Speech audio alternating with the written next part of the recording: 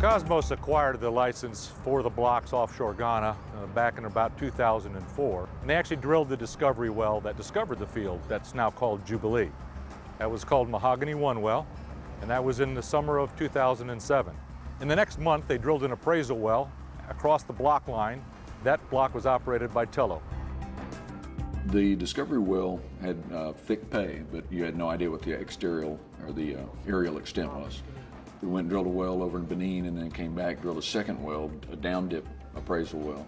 And it turned out successful, and that was 5 or 6 kilometers down dip. And then Cosmos drilled the Mahogany 2, which is an up dip appraisal, another 5 or 6 kilometers up dip. When that came in successful, that kind of started putting boundaries, I guess, or giving us an idea how big the field was. My understanding at the time was, several hundred million barrels to 1.5 billion. I mean, it was potentially huge. Ultimately, I think it works out somewhere in the middle. Yeah, the first indications were very good. And to take that kind of risk, to spend that kind of money, you want there to be something worth going for, a reward. The type of fluid that exists at Jubilee is roughly 36-degree API. It's very high quality.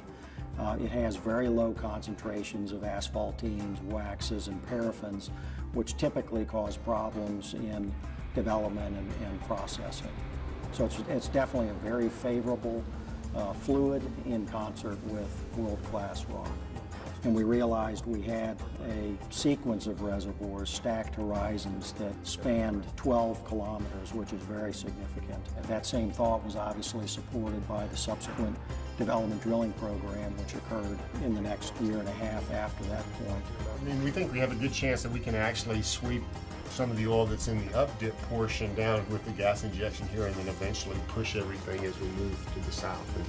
Over the course of the next 6 months, the block operators, Cosmos and Tullow, as well as their non-operating partner, Anadarko, began thinking about how big was this field and is this something that we could move forward with. Those same conversations included GNPC, the Ghana National Petroleum Corporation, and in a series of meetings late in January, it was decided that Cosmos would be the technical operator for Jubilee, responsible for developing the field, and Tullow would be the unit operator responsible for the interaction with the government and then the production operations once the field was installed and on production.